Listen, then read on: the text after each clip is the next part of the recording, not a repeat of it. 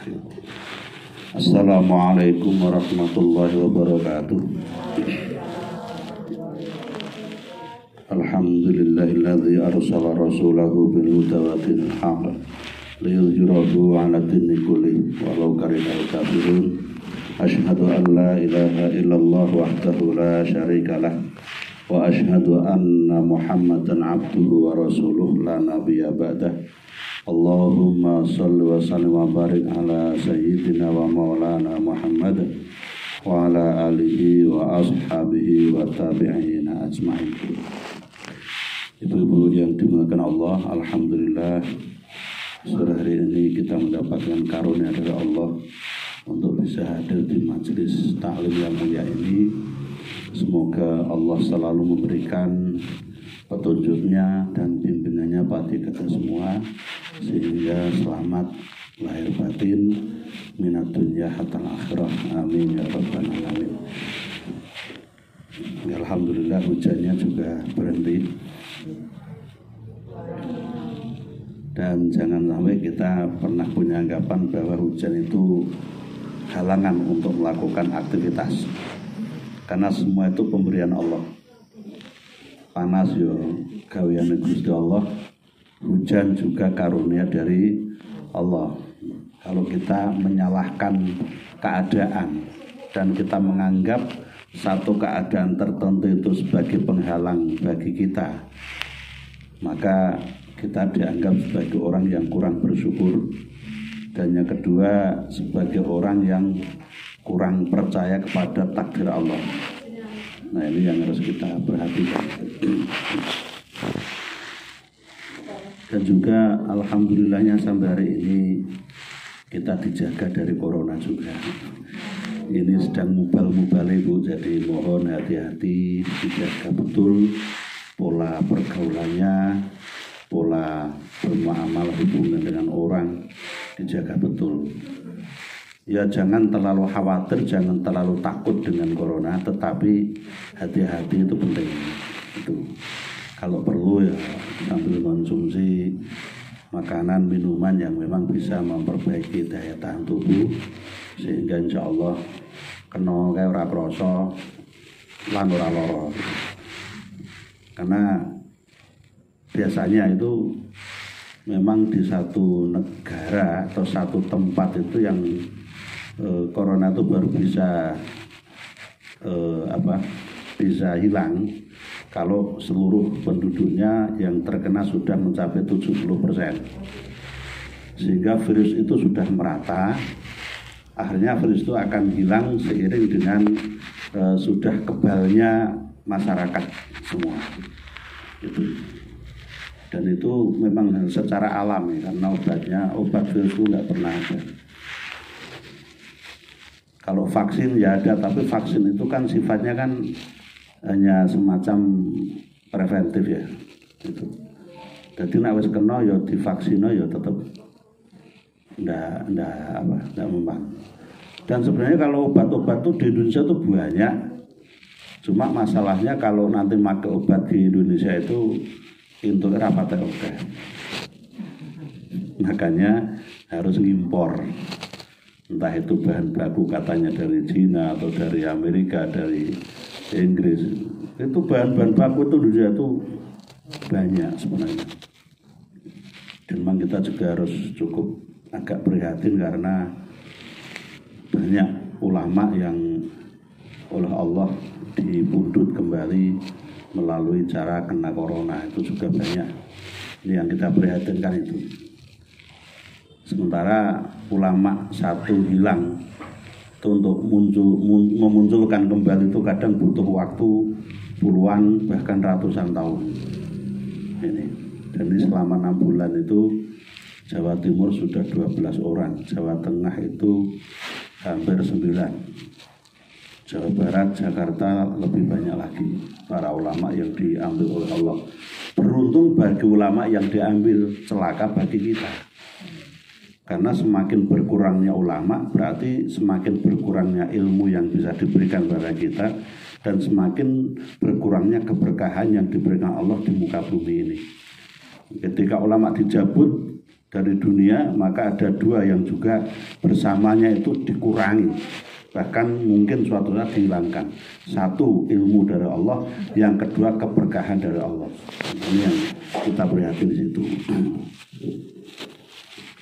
Nah, kita ya berserah diri pada Allah, sambil jaga, sambil berserah diri, sambil doakan dengan ulama. Ulama niku umpamane jenengan kon nang omah wae ra iso. Karena tugas dia adalah menyampaikan ilmu kepada umat, sehingga tidak boleh menolak undangan untuk menyebarkan ilmu Allah. Ini tidak boleh. Gitu. Maka kita juga melakukan usaha-usaha preventif itu, dan mendadak jadi tabib bu akhirnya. Jadi ini doakan aja bisa selamat juga. Jadi beberapa waktu yang lalu kan ada beberapa ulama yang kemudian saya punya formula itu, formula lagi do cocok, banyak yang sembuh. Dan akhirnya kemarin dari sekretaris Jamiah Ahlul Thariqah itu bilang, Pak Solihin, saya diminta oleh Mbah Yai ini suruh buatin. Nah, udah bikin kopi itu. Nah, ini saya sekarang sedang berusaha cari bahan baku dan sebagainya. Doakan aja semoga nanti bisa Allah memberikan kesembuhan pada mereka lewat salah satunya lewat cara itu juga. Jadi saya sudah 3 hari yang lalu itu ngubung-ngubung nyari bahan baku itu. Ya ada semua sih, tapi saya dapatnya akhirnya dari Jawa Timur. Ini udah dikirim, insya Allah nanti Ahad itu kita siap kirim ke para sesepuh yang sekarang sedang di beberapa rumah sakit daerah dan dinyatakan positif corona itu. Dan semoga kita yo ora keneng lah wis ngono ya. Nak keneng ora krasa tur ora lara, tur ora nulari. Nah, ora krasa, ora lara, ora nulari. Itu pengenalan kita pada Allah seperti itu. Dan jenengan juga jangan terlalu khawatir dengan corona, karena kekhawatiran justru akan mencelakakan diri. Optimis saja bahwa saya dijaga Allah, udah itu aja. Saya dijaga Allah. Corona makhluk Gusti Allah. Jadi jenengan njaluk karo sing gawe corona. Itu minta agar dihindarkan dari makhluk itu. Dihindarkan dari makhluk itu. Ini ojo kemendel. Kalau saya itu terhitung rodok kemendel gitu. Ana kanca jare kena corona ya kira-kira nu tak teleki wae ya udah. Kita jenguk. Nah umpamanya gelem jak salaman tak jak salaman, ora gelem ya ora apa-apa, udah gitu aja. Ora ketularan, enggak, insyaallah ketularan ora apa-apa, iki virus flu biasa. Bagi saya tuh saya anggap virus flu biasa aja. Gitu. Cuman kebetulan yang namanya penyakit flu itu kok awake dhewe wis ndiloro liyane iki ya flune dadi krasa apa?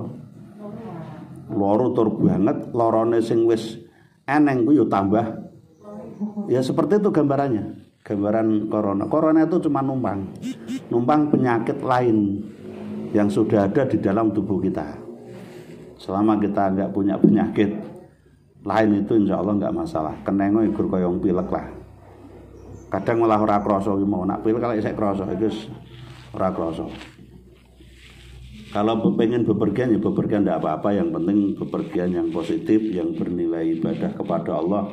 Ini nggak usah takut-takut untuk pergi, yang penting apa sarana prasarana kesehatan itu dijaga. Dan yang paling bagus lagi, paling penting lagi, perbaiki wudhu dan persering wudhu. Nah, itu. Maksudnya perbaiki wudhu itu ketika mau basuh wajah terlebih dahulu, le kumur-kumur yo kudu tenanan, le nyerot banyu nang irung ditok keneh yo sing tenanan. Kemudian kalau pas basuh wajah, setelah basuh wajah itu usahakan mata itu terkena air juga. Jadi pas ngapiyuk kayak air itu sambil melek. Air wudhu yang membasuh kan corona itu masuknya lewat 3 jalur itu, mulut, hidung, dan mata. Kalau itu bersih, selalu terjaga kebersihan dengan wudhu, insya Allah jenengan selamat. Gitu. Ini yo terus ndemek wong corona. Ndak yo ndak ora di alasan ora kena gitu. Oke, kita lanjutkan. Saya ono pitakonan masalah corona ra?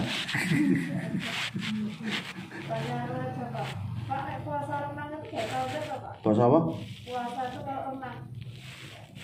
Renang ora batal selama tidak ada air yang masuk baik lewat telinga, hidung maupun mulut.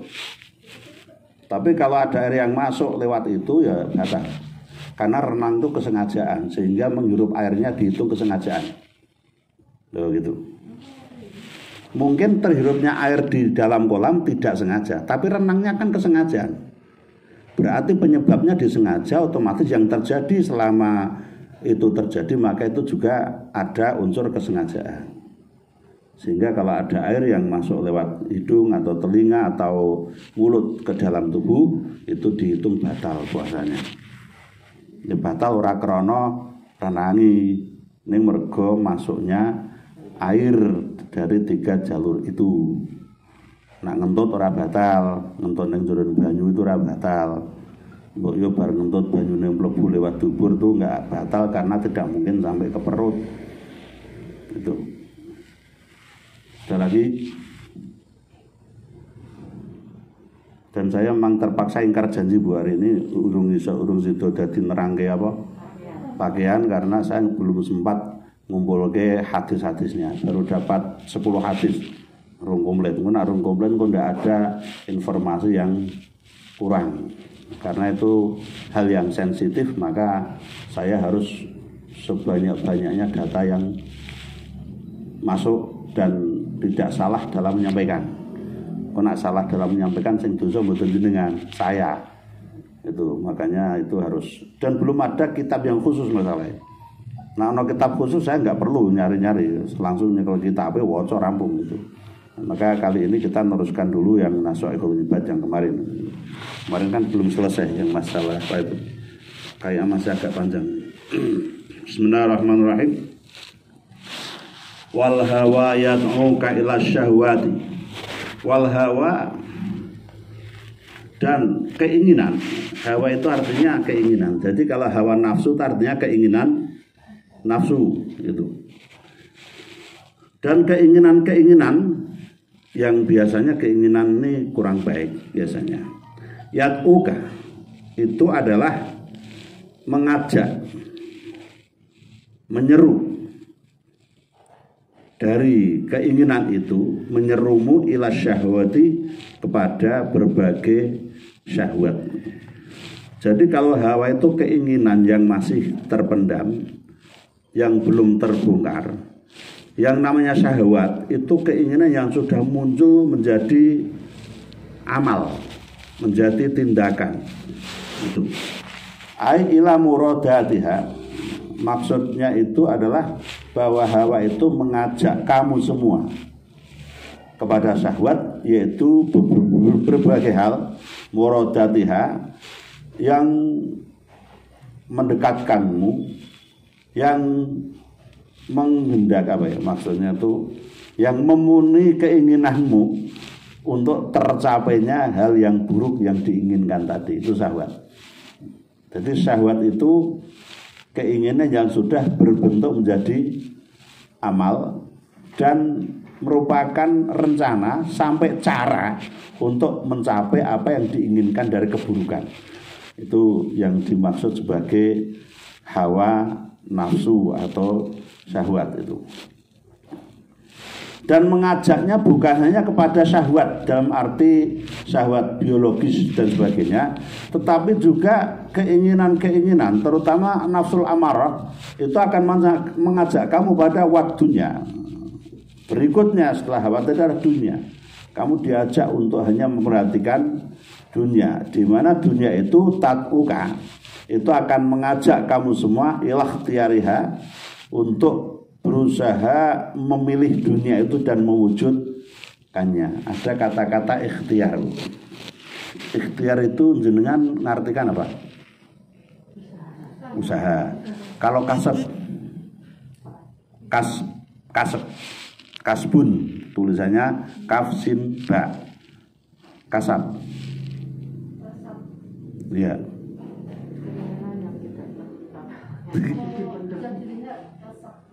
Kasab itu apa? Kasar. Oh iya, sikile kasab.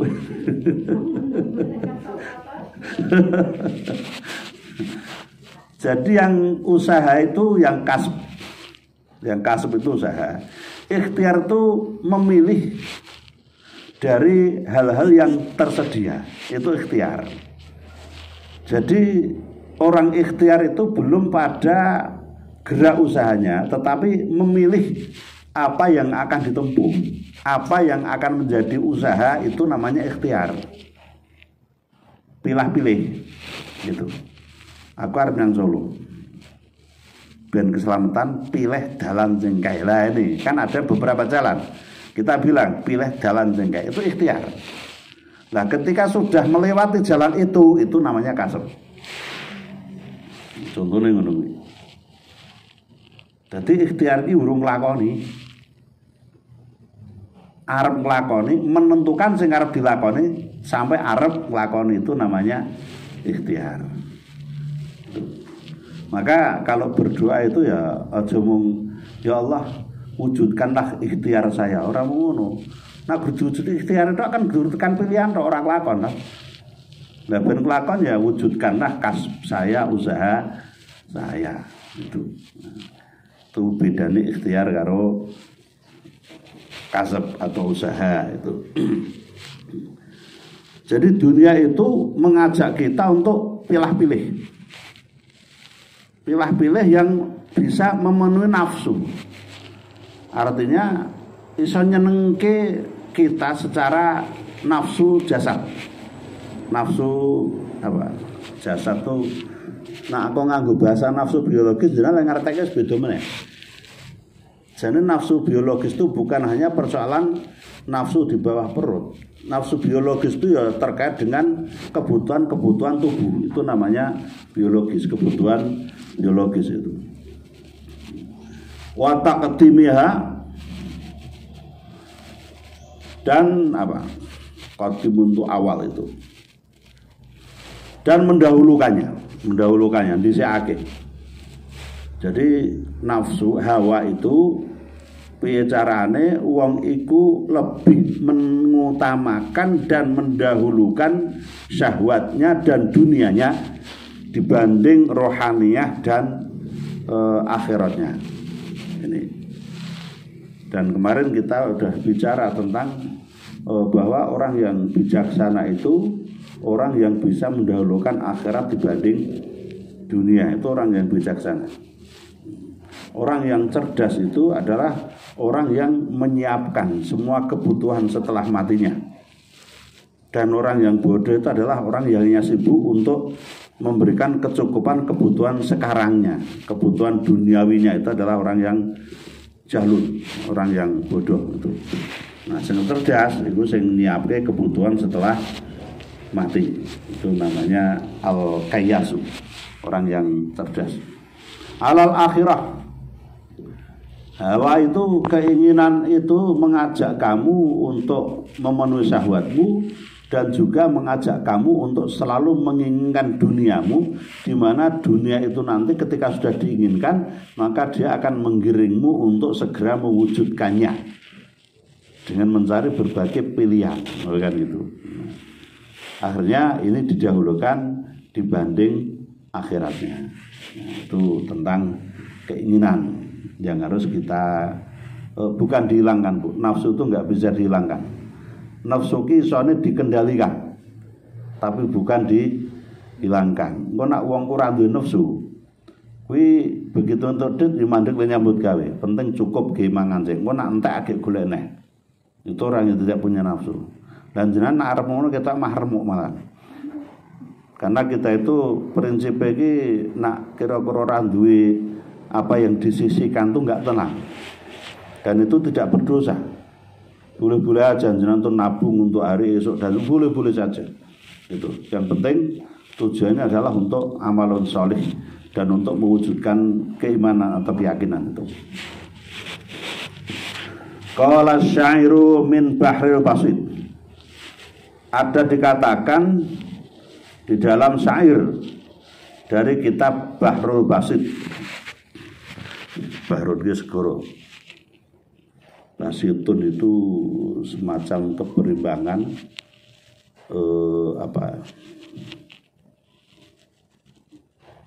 Bastoh itu orang yang mampu menanggung beban. Itu bastoh.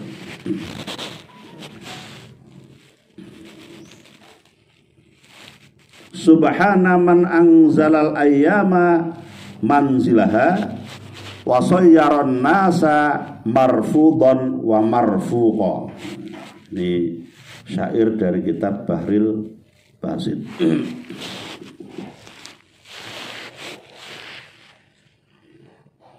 Kena nang pesantren biyen dinyanyi itu.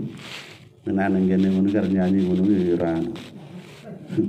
Subhana man anzalal ayyama manziliha wa sayyaran nasa marfuqan wa marfuqa. Dulu senenge ngono kuwi. Nang kene ora wae. Nang kene iki enake kerawitan. Kalau tau nak ra kerawitan apa?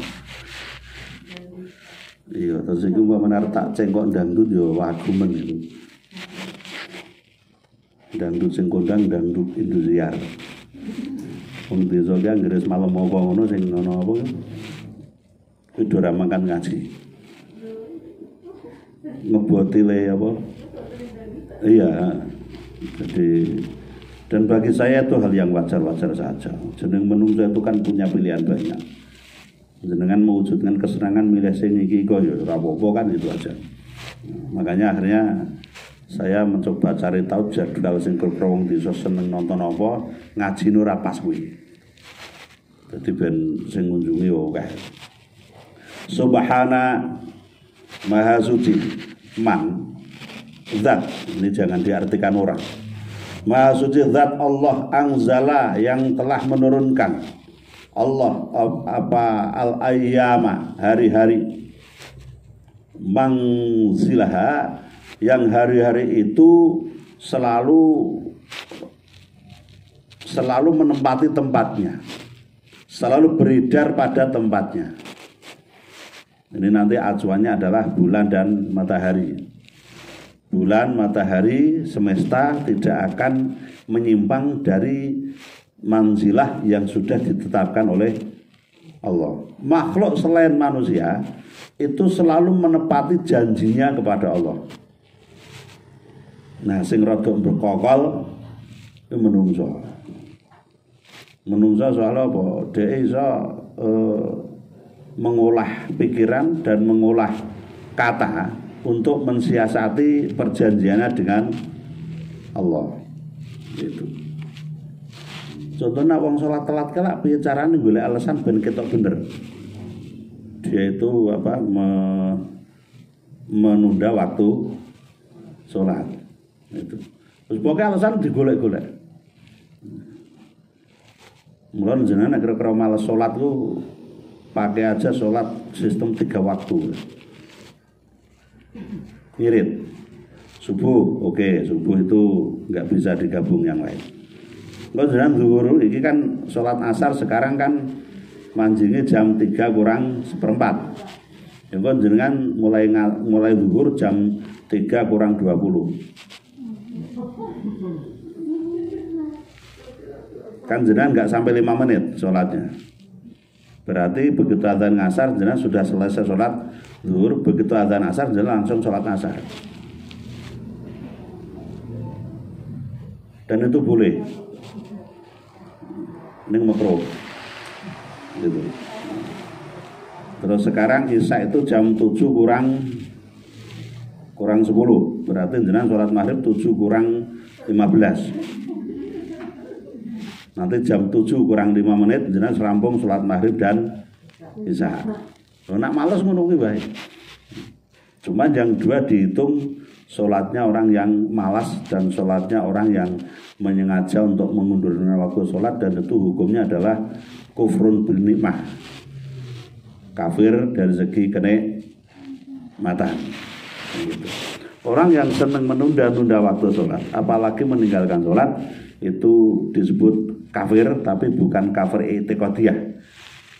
Tidak boleh dibunuh, tidak boleh diperangi, tetapi dia kafir dari segi nikmah. Itu ada hadisnya. Subhana maha suci Allah, man anzalal ayyama manzilaha, di mana Allah itu menjadikan hari-hari berputar pada porosnya, berputar pada jalannya yang sudah ditetapkan. Wa sayyaron nas, dan telah menjadikan Allah sudah membentuk. Sawaro sawiru, soyaro itu sama. Membentuk Allah apa an-nasa, manusia. Manusia telah dibentuk oleh Allah. Marfudon, yang bisa dilihat dan tingali dan persani dan delok. Wa marfuqan, dan yang diberikan belas kasih oleh Allah. Jadi ini perbandingannya itu kan antara hari itu konsep astronomis. Ada hari karena ada siang, ada malam. Ada siang, ada malam karena ada matahari dan bulan. Lalu itu terwujud karena ada rotasi bumi, revolusi bumi, dan juga perputaran matahari dan bulan. Itu baru terwujud. Nah, dari itu semua yang paling dimuliakan Allah itu adalah yang disebut an-nas, manusia. Semua itu dijadikan hanya dicepake nggo menungso. Ra ketang menungso niki akhirnya malah dosa karepe dhewe gitu. Maka karena sakar PDW marfuqon, ini yang kami belas kasihi. Jadi Allah itu sangat belas kasihan dengan kaulone. Sampai-sampai orang yang paling banyak dosanya pun tetap akan diselamatkan oleh Allah selama di dalam hatinya ada keimanan. Begitu. Lan jenengan niku ora iso ngendhalke ibadah jenengan mlebu swarga ora iso. Ora sregep kaya ngapa iku lho. Kalau jenengan tuh kok banggake ngamale, itu malah jadi orang yang celaka. Mula rasa ngitung-hitungan. Jenengan lemu salat sedekah ora usah dihitung. Karena semua itu hanya al-alamat was sabab. Semua itu hanya tanda-tanda dan sebab. Dan sebab itu perlu ada biar patut. Allah itu bisa saja lebokke wong yang swarga sing tanpa pahala. Dia tidak punya pahala, bisa saja. Dan boleh-boleh saja. Wong itu mutlak kehendak Allah. Nek kan kok diprotes sing dia sregep-sregep kuwi lho. Gusti nika ora tau ngopo-ngopo jenengan mlebet kula. Kula niku lho jengkang-jengking bedak dina kok ya magur eneng neraka umpamane. Maka akhirnya Allah itu membuat sebab dan alamah tanda ben ketok patut. Wong yang swarga iki sing patut wong ibadah iki. Sing yang neraka iki patute wong dosa. Ning sampeyan terjadi bahwa yang di neraka itu ada orang baik, itu ada. Dan yang di surga ada orang yang seumur hidupnya berdosa, itu ada juga. Kenapa? Yang ahli pendosa ini masuk surga karena memang rahmat Allah. Allah mengasihinya. Sehingga surga enak wong yang swarga itu protes itu ada. Ya Allah, jenengan kan tahu saya itu hanya berbuat kebaikan ini. Tapi saya keburukan saya ABC. Dia ngaku semua. Kalau niku gumun ya Allah, kok iso mlebu swarga mriki niku. Wong kula niku ngamal apik gur sithik, elekku oke. Gusti Allah semar penak. Aku yo ngerti. Kenapa? Terus Allah bilang, ya walau bagaimanapun waktu kamu di dunia berbuat dosa, maka itu aku tutupi. Kejelekanmu di dunia tidak tampak oleh orang lain karena aku tutupi. Maka sekarang kamu di sini aku ampuni. Nah ternyata setelah itu diteletak, lah aku ngopo kok iso? Karena kamu waktu di dunia selalu menutupi aib orang lain. Ngono tok sebab itu. Iki wong ahli dosa. Ning senajan ahli dosa, dhek ora tau ngelek-elek wong, ora tau mbuka eleke wong, dan dia tidak pernah nyekseni eleke wong. Nah, dengan itu maka Allah menutup seluruh dosanya dari dunia sampai akhirat. Jadi jenengan yo gampang, arep mlebu swarga jan ora angel. Wis pokoke tutupen eleke wong liya, siapapun. Eleke wong tuane dhewe, eleke pasangane jenengan, eleke anak-anak, eleke tangga teparo, eleke kanca, tutupono. Iki eleke ora ngerti wis ngono wae. Nah, kowe dingene, mbah aku ora ngerti kok. Dan jenengan bilang orang ngerti berbohong untuk nutupin keburukan orang itu berpahala. Gitu. Jadi cara yang swarga sing paling cepat menutup aib orang lain. Itu angel kok Pak. Nah, rumah saku juga gampang Ibu. Nang omah ae ngono ya, mumpung agek corona lak nang omah terus lak ya ora dicuriga doang. Nah wis nang omah wae iki lak ya ora patek rebukan karo wong. Jadi keutamaan orang yang tidak membicarakan dan tidak mengungkit-ungkit mengungkap keburukan orang itu sangat besar. Maka Allah akan menutup semua keburukannya di dunia sampai akhirat. Sehingga kita didolane alam dunya ki kudu nyang neraka, gari-gari malah yang swarga karena dia tidak pernah mengungkapkan aib orang lain. Nah, gitu. Dan awak iki mbah. Aib apapun. Apa? Berkaitan dengan tanggung jawab pekerjaan. Karena tahu teman kita kok kayak gitu. Kebetulan dia juga diminta untuk bantu mengawasi apa gitu. Nah, keburukan apa? Ya maksudnya dia kan masih melakukan hal-hal yang istilahnya merugikan. Nah, jenengan punya wewenang mau menang itu kan jenengan kalau misalnya ketemu orang yang melalaikan tanggung jawab pekerjaan, maka hak kita bukan membicarakan aibnya. Melapor itu bukan membuka aib. Yang penting ada bukti kan gitu. Jangan lapor, punya bukti, jangan lapor, Pak ini si A itu seperti ini. Monggo terserah, kan udah gitu. Dan jenengan tidak boleh mengungkap keburukan itu ke orang lain selain yang berwenang. Gitu loh. Kita harus bisa membedakan loh.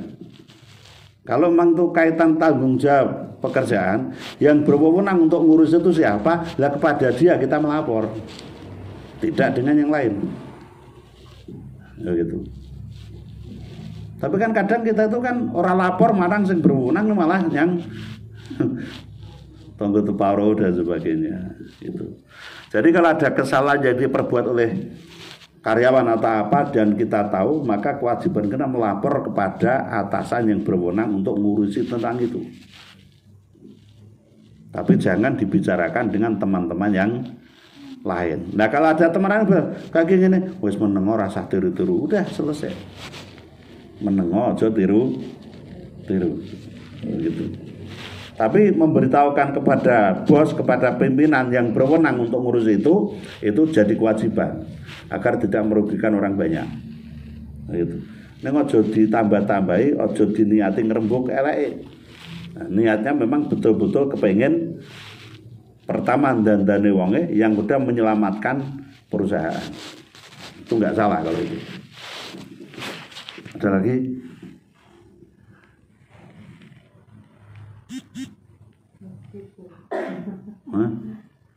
Kita di pekerjaan kan biasanya kalau nggak pas kita sama-sama belajar itu sebetulnya ya. Nah, makanya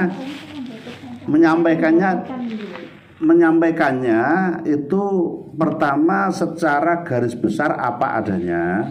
Yang kedua kita sampaikan hanya kepada yang berwenang nangane itu, atau kita terpaksa nyampaikan kepada orang yang kira-kira bisa memberi solusi. Dan kita bicaranya memang kepada orang yang kita harapkan dia punya solusi untuk ngatasin itu. Itu nggak masalah kalau gitu. Nah mestinya kalau kita harapkan orang itu punya solusi kan kita udah mikir juga orang ini kapasitasnya seperti apa. Artinya kan tidak setiap orang. Kita udah bisa mandang, oh, nak kayak jak rembukan kita iso ngeramungi, kan gitu. Nak kabeh wong ning pinggir dalan dikandani itu berarti kan orang-orang mencari solusi, tidak mencari orang yang bisa ngasih solusi kan. Nah, itu. Ada lagi?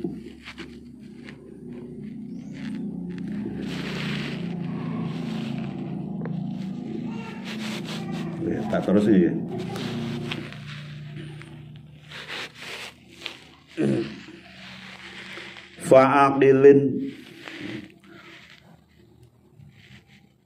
Fa'akilin mangka mongko pirang-pirang wong sing duweni akal.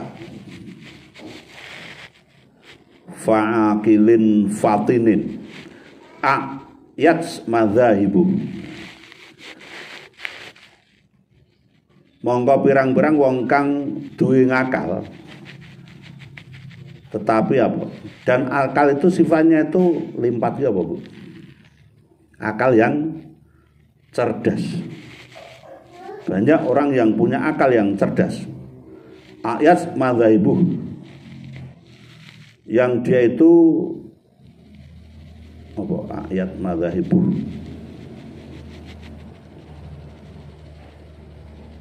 Bahasa ke Indonesia iki rada kangelan ya. Membuat payah ya. Mayahake yo. Iya, memberatkan. Orang-orang punya akal yang cerdas tetapi sifatnya itu apa? Memberatkan. Memberatkan jalan kehidupannya. Wahahilin, dan juga banyak orang-orang yang wajahilin, dan banyak juga orang-orang yang bodoh. Hirqin, yang dia itu bodohnya bangeti. Basa Jawane kumprung. Kumprung ki bodoh ning kemaki. Iya, kemethak. Bodoh kemaki kaya bener-bener dhewe. Talqahu, yang dia itu bertemu. Dari orang bodoh itu ketemu marzuqan, yang justru dia itu menemukan jalan rezeki. Banyak orang yang pintar, cerdas, pandai, tetapi dia itu malah berat kehidupannya. Ning yo akeh uga wong bodho ning malah dalan rezekine kuwi gampang. Karena memang rezeki itu tidak ada kaitan dengan wong pinter karo wong bodoh. Itu rezeki. Maksudnya apa?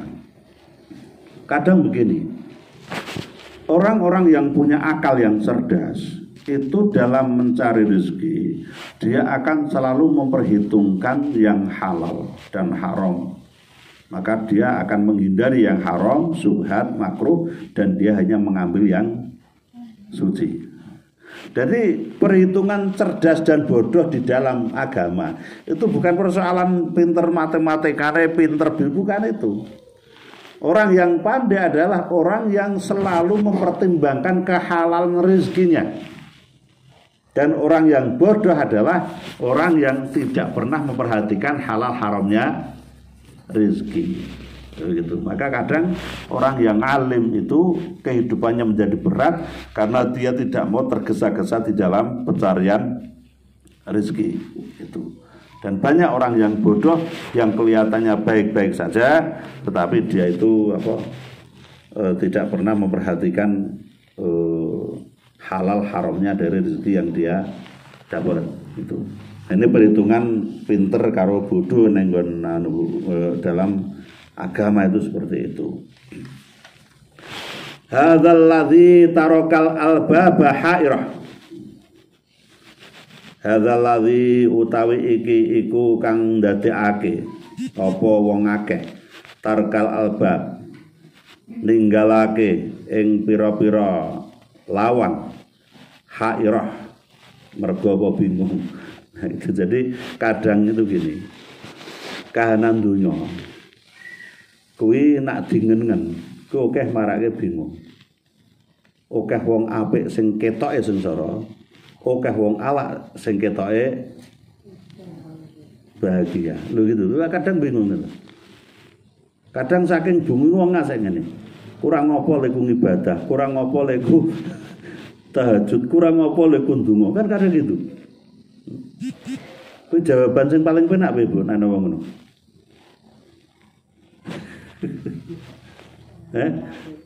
Lah ya. Kurang apa Pak? Saya itu umpamane ketemu wong ngono kuwi. Kira-kira jenengan lek jawab ya sing paling penak.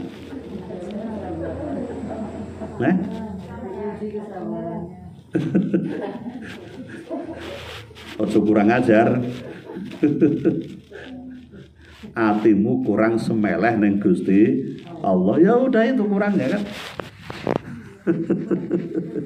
Karena tidak ada hubungan antara ibadah jenengan dengan nasib urip. Enggak ada hubungannya. Itu. Seluruh ibadah itu oleh Allah itu kan hasilnya nanti kan di akhirat, bukan di dunia. Jadi misalnya jenengan merasa sekarang tuh rezekinya bagus, orang sholat itu tetap bagus saja, orang hubungannya, orang ngaji itu tetap apa ya itu. Saya kalau dengan orang desa ngaji enak toh, weh nak wes cap kere, arep piye wae, kuwi yo kere ya. Yang kamu perbaiki dari kekeran itu bukan ibadah. Nak iso diperbaiki gaweane, saya gitu. Pekerjaannya, bukan ibadahnya. Tapi kalau kepengen nasib akhirat lebih baik, perbaiki ibadahnya, bukan ngono. Akeh-akehno lendunga yo kuwi anu Bu. Saya itu njuk ngandani wong ngono. Kata lendunga iki. Niku gini yo wae. Aku yang ngerti ora ana hubungane donga karo rezeki ora ana. Oke wong sing ra njaluk apa-apa yo rezekine yo oke. Bahkan orang ateis pun banyak yang rezekinya banyak lah. Kita akhirnya aku lak dilulu Gusti Allah. Lah kan rumangsamu, lha kok awakmu yo ora dicilakake ngono akhirnya. Artinya gini loh. Kita jangan cepat-cepat mengambil kesimpulan bahwa nak wong rumangsa susah, rumangsa sengsara, kuwi mergo Islame kurang apik. Jangan, itu tidak ada hubungannya. Itu. Dan kita juga tidak tahu loh bahwa orang yang mungkin secara zahir itu orang nduwe apa-apa, yang menurut kita sengsara, ternyata dia malah sangat bahagia. Itu banyak. Itu. Wong adek iso nemu nyawang zahire kok. Zahire iku nak wong gero omahe gedhek, mangane guru iku ora tau mundak. Terus anake ora di sekolah kerak-kerakate kuwi awake dhewe ndelok ki wong sing sengsara. Tapi kita kan enggak pernah merasakan apa yang dia rasakan, bahkan kadang kita tidak nyanya kan dhek piye nyikapi hidup. Begitu. Wong nyatane neng wong ora di sekolah, ora di pondoke, gur dijak dolan awet bayi, ndangane dadi rezekine dadi ra karo-karuan akeh. Jadi YouTuber terkaya di Asia Tenggara toh, Atta Halilintar. Lho itu ora tau di sekolah akeh. Orang tuanya pokoknya memang ayo tak jak plesir nggon sing apik-apik ning iso ngasilke. Lho ngono. Nah, nek ngono ki ora iso meri terus kok anake jenengan diplesirke ya urung mesti iso dadi kaya ngono kan. Gitu loh. Artinya qad ja'alallaha likulli syai'in qadra itu berlaku secara umum. Allah sudah menjadikan segala sesuatu baik itu manusia atau makhluk yang lain itu qadra, takerane ukurane dhewe-dhewe. Mula sesuatu yang terjadi disebut takdir. Yo takerane wis semono kuwi. Ngono. Awet cilik tekan tua umur swidak. Keadaane urip gur ngono wae wis takdire ngono kuwi kan gitu. Ukurane pancen mung semono. Begitu. Maka yo aja seneng maido lah nek karo wong aja seneng maido gitu ya. Yang jelas maksud dari syair ini apa? Jangan pernah mengharapkan bahwa dengan ibadah itu maka rezeki dan kebutuhan materi menjadi baik. Karena yang dijanjikan Allah dari ibadah adalah kebahagiaan akhirat. Utamanya itu. Perkara yang dunia wis entuk kebahagiaan yaitu sekedar ngicipi setitik dari nikmat surga. Tapi yang jelas bahwa kehidupan kita apapun yang kita lakukan itu bukan untuk dunia ini tetapi untuk akhirat. Ini harus kita pikirkan ning ngono kuwi. Wong ki rumangsa sengsara ning donya ora suwe iki. Mati rampung. Kuwi kesengsaraan dunia. Nek kesengsaraan akhirat kira-kira jenengan lagi jadwal piye? Rampunge pirang tahun? Enggak bisa. Gitu. Nak dunia ki luwih gampang lenangane gitu loh. Nah. Fa'aqilin fatinin ayat madhahibuh wajahilin kharkin talqahu marzuqa. Makanya ini istilah talqahu, menemukannya, rezekinya ketemu itu. Saya berkali-kali mengatakan rezeki itu dijatah adi gur karek njupuk gitu loh. Hakikat ora golek ning mung njupuk. Nah itu. Hadzal ladzi targal ababa hairah wa sayyaran nahira zantiqa. Nahurira zantiqa. Hadzal ladzi utawi iki iku kang dadekake sapa wong akeh tarokal albaba hairah, meninggalkan berbagai pintu-pintu karena apa? Hairah, saking bingungnya gagas dunya ngasek bingung. Akeh wong sithik sing gagas dunya ngasek bingung. Dunya iki ora gur bondo lho Bu ya. Apapun yang kita miliki dalam bentuk materi itu dunia. Orang tua, suami, istri, anak-anak, harta, rumah, apa sing kok duwe dalam bentuk materi itu disebut harta dunia. Dan banyak orang yang bingung karena mikir ke kuwi. Kadang ngasek lali mikir ke akhiratnya. Gitu. Nah, saya itu ngitung-ngitung gur ngene Bu.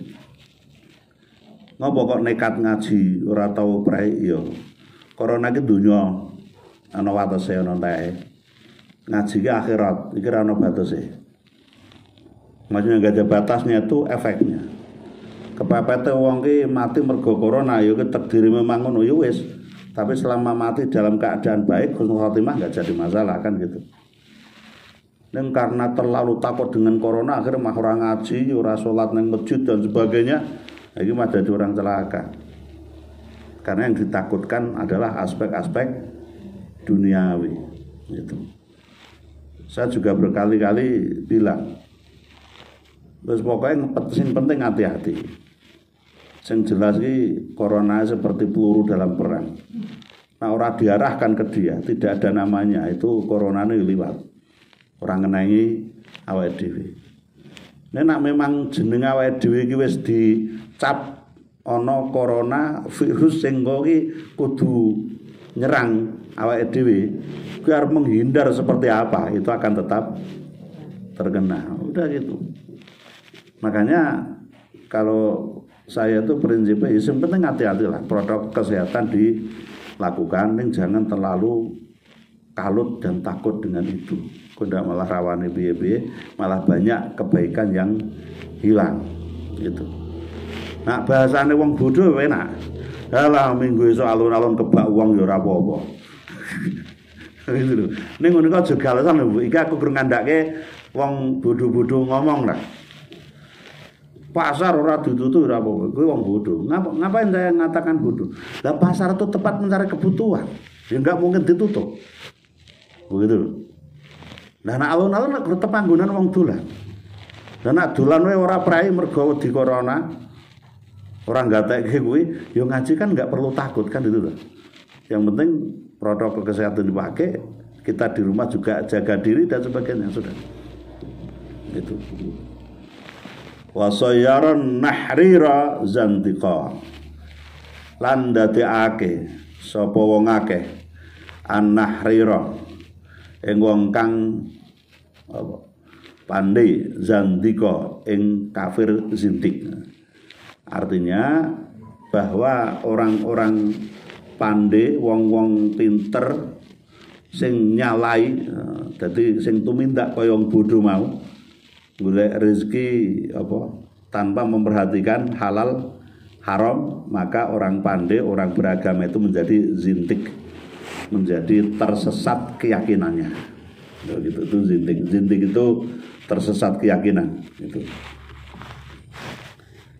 Ana nak cara anu ki sing nyiri zaman edan gitu. Sing syair mau nak cara wong pesantren diarani apa? Sing nyiri zaman edan. Orang edan ora keduman kan ora kumanan. Nah, ini kan orang lupa pada syair terakhirnya bahwa saapi-api wong ing zaman edan ku wong sing tansah eling lan waspada. Senajan iki kondisine itu ayat madzahibuh, jadi ketok ora ana jalan keluar dari kehidupan, ketok sengsara. Ning kan dhek nek eling waspada itu kan melahirkan kebahagiaan. Itu. Nek nak melu nekat ya kuwi melu remuk, dadi melu wong sing napa hairah, wong sing bingung niku. Oke, itu ini keterangan dari hadis yang menyatakan tentang hawa, antara hawa dengan kepentingan akhirat, antaranya dimikir dunia karo mikir akhirat. Maka keutamaannya itu harus lebih mengutamakan kepentingan akhirat gitu. Maka carilah dunia asal untuk kesempurnaan akhirat. Nek jenengan golek dunia gurung dunia tok, wong rugi. Nek jenengan golek dunia nggo nyempurnake akhirat, itulah orang yang muflihun, orang-orang yang beruntung itu. Soalnya ibadah ini ora nganggo dunya ya ora sempurna. Orang duwe klambi serep umpamane, arep salat nyang masjid ku ya bingung. Nek pas wae klambi itu gombah nyang masjid bediding kan ya ora garo. Itu contoh paling kecil seperti itu. Masjid umpamane untuk bisa bersih itu ya perlu dana perawatan. Dana ora dirawat karena ketiadaan dana, wong kar yang masjid yo males, mergo ndelokke masjid kotor dan sebagainya. Nah, gitu. Ke akhirat kita butuh harta, iya. Tetapi carilah harta itu untuk menyempurnakan akhirat, bukan hanya untuk memenuhi keinginan-keinginan duniawi. Islam kurang larang wong sugih. Anggere wong sugih kuwi zakat, infak, sedekahnya juga full begitu. Mengharuskan kita untuk kaya. Nah memang derajatnya iso sugih.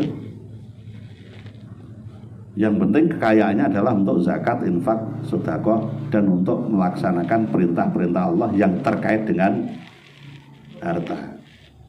Gitu. Nek wong iki bingung lho, nak ditakoni umpamane. Nak jenengan kuwi tiba-tiba dadi sugih. Apa sik sing kok arep cepak anggaran untuk kekayaan itu? Kira-kira apa sih? Ya boleh umpama aja. Boleh umpama boleh. Bebas.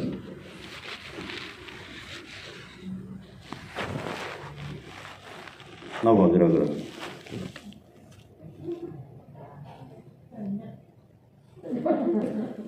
Banyak sing paling diutamakan saya dhewe apa kira-kira? Ki umpamane ngene, wong ki jeneng umpama ya. Jenengan utang serang duwe gitu. Tiba-tiba dapat harta banyak gitu loh.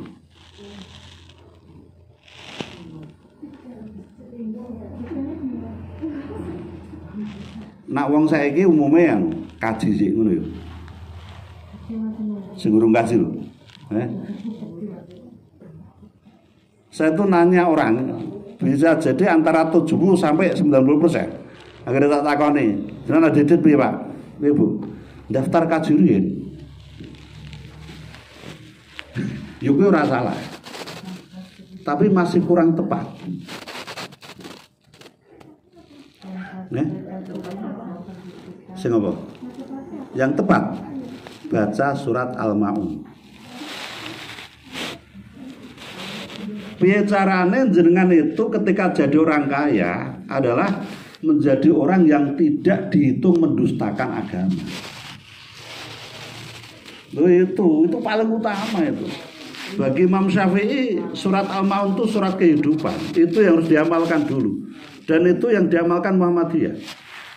Maka saya itu kadang saya gini. Ning aku ora ngandhake organisasi iki sing tak omongke Muhammadiyah. Apa endi? Saya sering tanya ke beberapa kiai ngene Mbah Yai. Wirite wong kaya kula jenengan karo wirite kanca-kanca kula mbiyen kula dadi Muhammadiyah bareng. Saya pun tidak. Ya ini bingung. Aku nak rembungan roke iki kok jebak le, aku ora arep jawab gitu.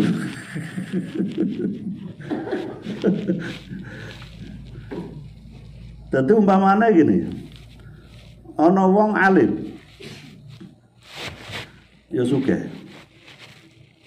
Waktunya habis untuk ibadah, wirid, baca Quran dan sebagainya. Sing siji ora tau wirid, ning bisa memberikan kemanfaatan dengan harta pada banyak orang. Ini bagi saya pribadi ya apik sing karim. Artinya harus ada wirid yang sifatnya aplikatif. Itu. Jenenganku umpamane mujahadah zikir wirid jam 1 malam sampai subuh. Karo wong sing metu jam 1 bengi tekan jam 1 seprapat. Sedekah ning tanggane. Apik jam seprapat jam kuwi.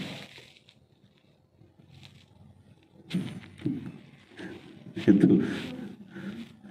Terus kemarin ada Pak Yai saya itu datang. Saya gitu, Mbak Yai. Maaf ini saya ngerembuk dua organisasi. Gen NU ki ana sing kurang. Kurang apa? Pondok pesantren akeh, ning dudu duweke NU, ning duweke orang-orang NU. Termasuk sekolahan-sekolahan. Terus kalau ada rumah sakit atau apa, itu biasanya punya yayasan orang NU tapi bukan milik NU. Akhirnya mujahadah sampai turuti. Muhammadiyah itu sekarang tanahnya yang dimiliki organisasi Islam itu terluas di dunia. Muhammadiyah itu lemah bu. Data terakhir nih, itu negara Singapura itu dikalikan 9. Wong lemah Muhammadiyah itu sudah mendekati angka 20 juta kilometer. 20 juta kilometer. Dan di atasnya ada bangunan-bangunan wakaf milik persyarikatan, bukan milik organisasi. Tidak ada rumah sakit atau sekolah yang itu milik perorangan. Cuma organisasi yang mikir kayak gitu loh. Yang wakaf tanah, yang wakaf bangunan itu diberi nilai saham dari amal usaha, begitu. Ning wis ora duweke wakafnya itu, ning dinilai kayak sahamnya. Jadi nanti perhitungan akhir tahun labanya berapa, dia punya sekian persen itu. Nah itu umpamanya dua organisasi ini bergabung, menggabungkan metode. Yang satu dengan pengelolaan pengelolaan manajemen harta yang demikian hebat. Yang satunya itu dengan mujahadah wirid dan sebagainya, ini dijadikan satu. Wis orang yang sing ngalah ya. Ini kan Gusti Allah kan ya karepe ora ngono kuwi. Jadi saya itu kadang nek ditakoni wong saya pun duwe omong apa kabeh. Sing siji sregep ibadah, sing siji sregep nyambut gawe. Ya sudah. Dan saya tuh memahami mereka cuma sebatas itu. Nek masalah beda ibadah iki ora tak gagas. Wong beda ibadah anggere bener ora masalah ya. Anggere bener wae lah.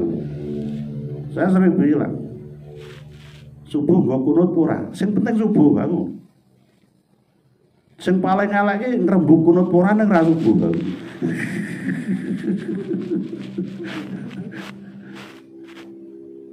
Sing kuno di apik wong tambah dawa, sing ra kunut ku ya apik wong selak nyambut gawe. Lho gitu. Jenengan bar salat ngono ki lho. Karepmu Arep wirid dalam bentuk bacaan monggo, arep wirid dalam bentuk pekerjaan asal untuk kemanfaatan silahkan. Insya Allah tidak ada beda di hadapan Allah. Ketika jenengan bar subuh umpamane, ora usah wirid, langsung lulu. Masalah apa?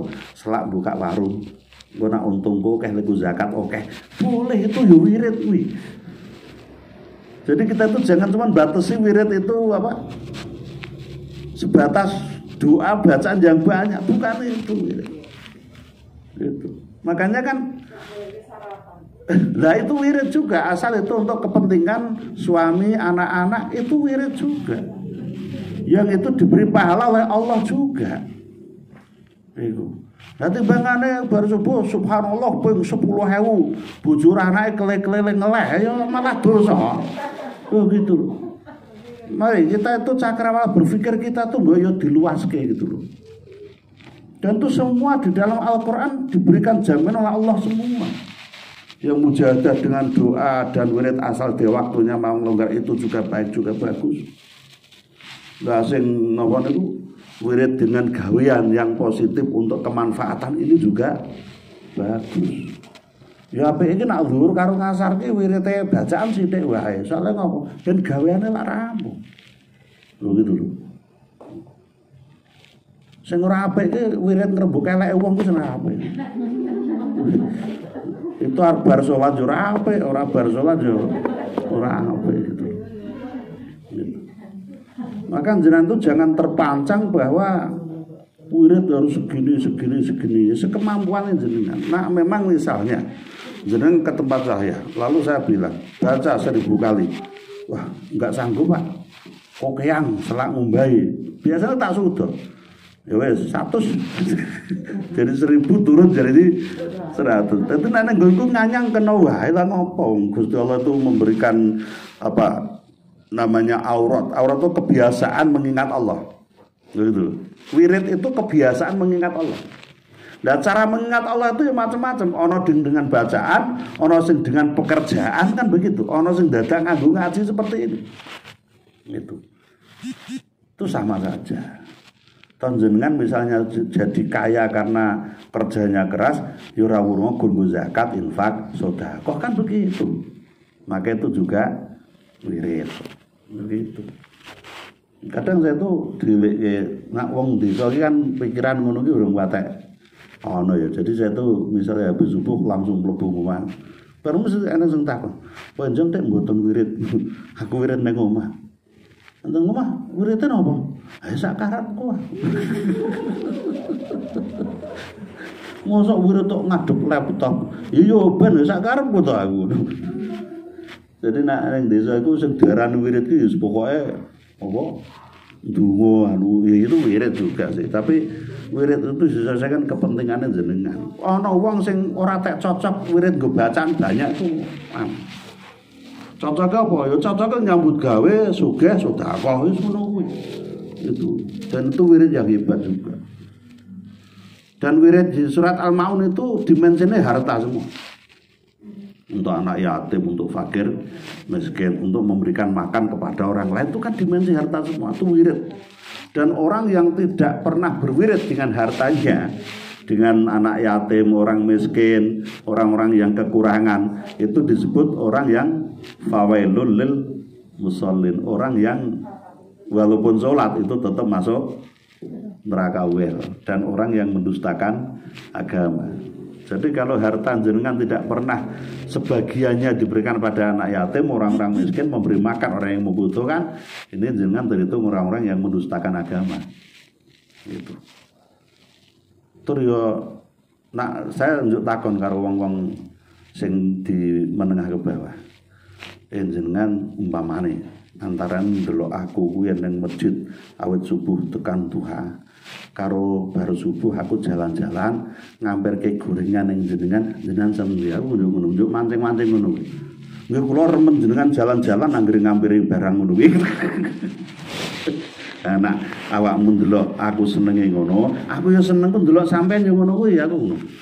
Salat subuh sing resik, bar kula nyambut gawe yang Tegal.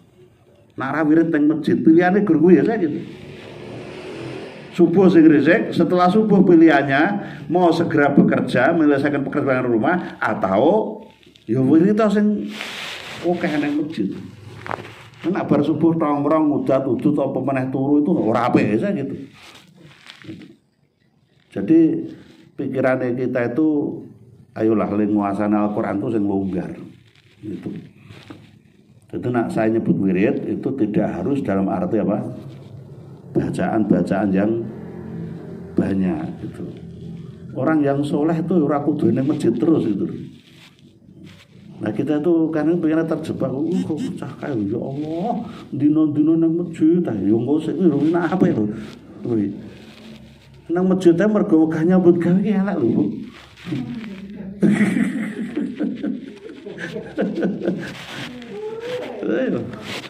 Terus kadang kerasan nang masjid jebule le nang omah wedi diseneni bojone ki ra apik. Kuwi. Mbok ya nang omah diseneni ya tetep luwih apik nang omah to. Lho itu. Jadi nah itu wirid itu. Makanya saya itu persoalan organisasi atau apa terus urusan-urusan yang kaitannya dengan dakwah. Jadi persoalan ibadah monggo lah jenengan arep pakai aliran yang mana asal bener itu enggak masalah. Aja ngelek-elek liyane sing yo ibadah beda jeneng ora usah dielek-elek. Hakim terakhir itu Allah. Gitu. Lah iki kadang njuk melu-melu ngelek-elek wong ngono ya kadang. Nah perlu wanyule kepati pati jangan podo-podo itu. Itu jangan sampai kita tuh menjadi orang yang apa? Jahilun. Orang-orang yang bodoh. Ya, semoga bermanfaat dan mendatangkan keberkahan menat dunia wal akhirah. Amin ya rabbal alamin. Al-Fatihah. A'udzu billahi minasyaitonir rajim. Bismillahirrahmanirrahim. Alhamdulillahirabbil alamin arrahmanir rahim maliki yaumiddin. Iyyaka na'budu wa iyyaka nasta'in. Ihdinas siratal mustaqim. Siratal ladzina an'amta 'alaihim ghairil maghdubi 'alaihim waladdallin. Amin. Wa lafu minkum. Assalamualaikum warahmatullahi wabarakatuh. Tadi kalau misalnya sebagai iming-iming karena kan namanya manusia ki yang udah diiming-iming dengan dunia kadang-kadang ibadahnya orang gimana gitu. Kayak misalnya wirid doang nenek atau subuhmu harus tepat waktu supaya rezekimu dilancarkan gitu. Terus itu gimana? Ya boleh-boleh saja. Biasanya kan rezeki dilancarkan. Dan memang ya sholat itu kaitannya dengan rezeki ya memang bisa memperlancar. Cuman rezeki itu kan yang dimasukkan semua pemberian Allah yang baik. Kesehatan, gitu. Hubungan baik dengan semua manusia itu rezeki juga. Nah salah paham orang kan ketika kita bicara rezeki, ngurus rezekimu dilancarkan. Lah aku awet biyen ngene yo kerewe kan ngono kan. Nah itu loh. Ya bahasa jenengan gitu bener enggak salah. Rizki banyak itu pas-pasan. Iya. Ya ngono kuwi wae. Kuwi orang kaya seperti itu kan. Dia menerima apa yang ada. Itu orang kaya. Oh? Kalau kepanasan gara-gara Lah ya kuwi. sekarang banget. Berarti disebut zikir itu tidak hanya berzikir. Yo enggak. Berarti bekerja juga. Ya enggak toh. Bekerja itu zikir. Ketika dia bekerja itu mencari pekerjaan yang halal, cari rezeki yang halal dan untuk mencukupi menyempurnakan ibadahnya yaitu ya zikir. Saya kira itu sering iri, Pak. Bapak kan besok pikir dia sudah aku mikir tuh baru itu ribet masak iki. Itu yo apa kan? Saya harus gimana yo? Ya biarkan aja. Terus bapak emosi. Wis ngaji. Lah sing salah sing emosi toh. Berarti itu sudah termasuk zikir ya, Pak? Ya itu udah zikir. Nah, nak memang bojone jenengan niku le wirid bacaan doa bacaan panjang mah beneran. Aku tak rasa ndonga ngono, aku tak sing nyambut gawe ya ngono ae. Titip ya lho. Ya titip. Tapi ya kalau dikit terus nganggur. Isi kan bisa zikir daripada ada bapak-bapak. Aku kan Mulano kan secara psikis itu ibu-ibu itu seneng selfie. Soalnya banyak tekanan, dia pengen hiburan juga. Oh gitu loh, ngono loh. Berarti Mbak Eni sangat kurang. Jadi aja disalahke ibu-ibu do selfie itu mergo lek kaki yang gawean.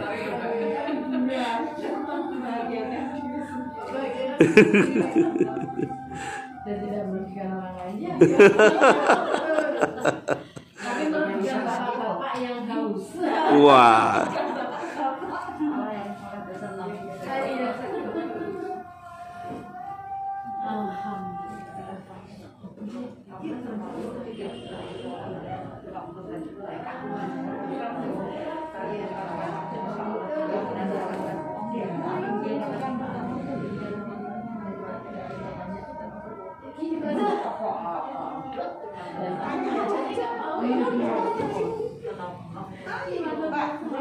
Ya. Kalau apa? Kalau apa? foto termasuk nggak foto lukisan? Termasuk apa? Kalau ini malaikat baik nggak masuk ke rumah. Oh, enggak. Yang pernah saya baca di itu Babe itu yang berarti belum tentu benar ya. Jadi gini loh. Pikirkan. Jadi gini loh Bu, yang dimaksud lukisan yang malaikat tidak mau masuk itu lukisan makhluk hidup yang sempurna. Lukisan 3 dimensi. Dan niat pelukisnya itu untuk membuat seperti Allah membuat. Enggak, itu enggak boleh. Enggak. Lukisan itu boleh saja, enggak masalah. Pahatan di rumah terus kayak iya takutnya saya salah. Pahatan apa? Dari kayu itu loh. Ya, saya juga ya. Gitu enggak? Aksaan apa gitu loh. Lah itu arep disembah apa ora? Enggak. Bisa gini maksudnya.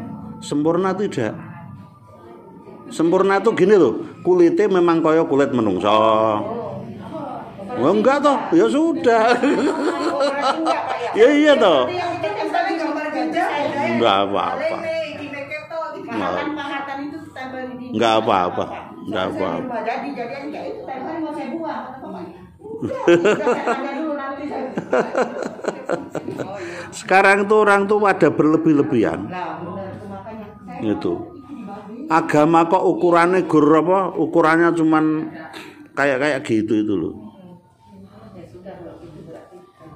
Pak, kalau untuk membedakan pertolongan Allah dengan ujiannya bagaimana ya? Karena kita kondisi susah gitu kan.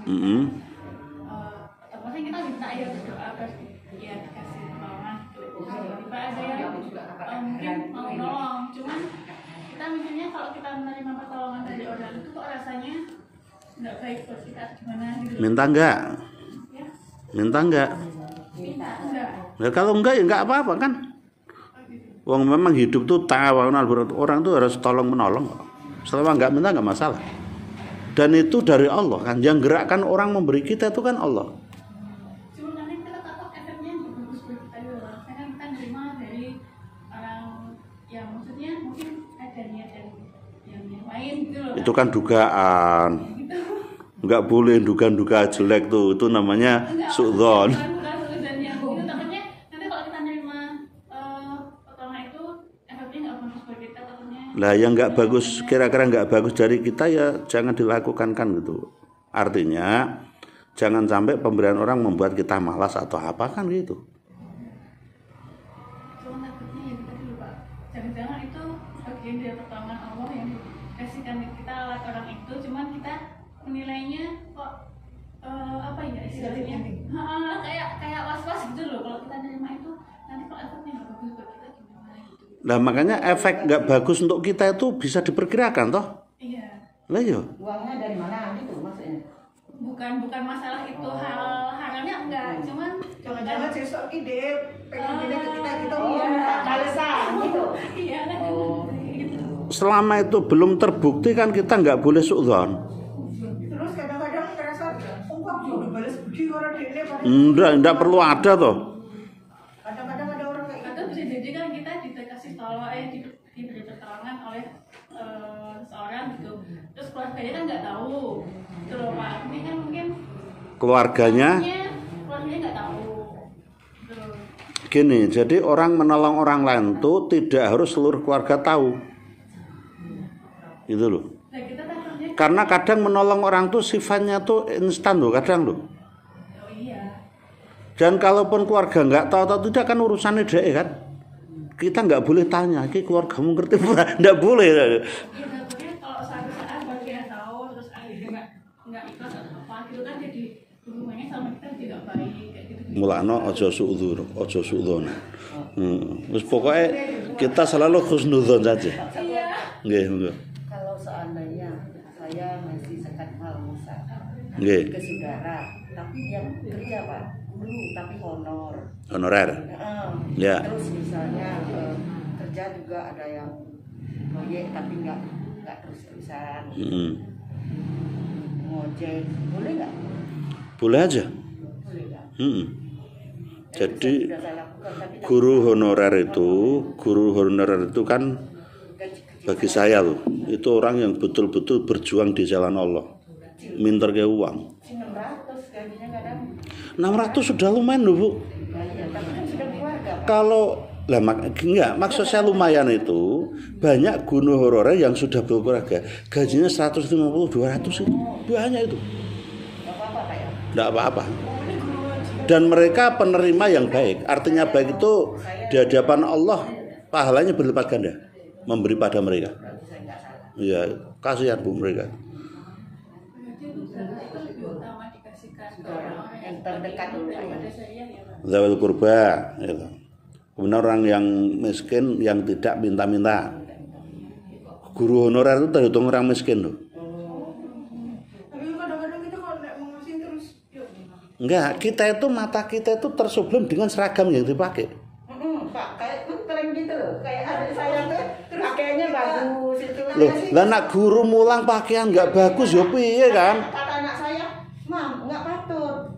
Bibit Mel tuh nggak patut dikasih karena Jadi, pakaiannya bagus." Kalau saya gini, Itu seragam dari kemenangan banyak dan itu Jadi ongkos. saya nggak ngeganjel gitu. Kita kalau misalnya yayasan nggak mikir ngasih ongkos jahit itu ya mereka aja. iya, cuma guru itu harus tampil bagus di depan murid karena harus memberi contoh.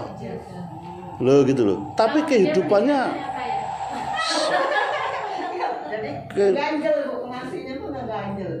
jangan ganjil. Itu pemberian yang bagus tuh untuk para guru honorer karena mereka itu pertama orang yang memikirkan agama Allah tanpa pamrih. Yang kedua mereka adalah tergolong orang miskin yang tidak pernah minta-minta. Loh gitu. Itu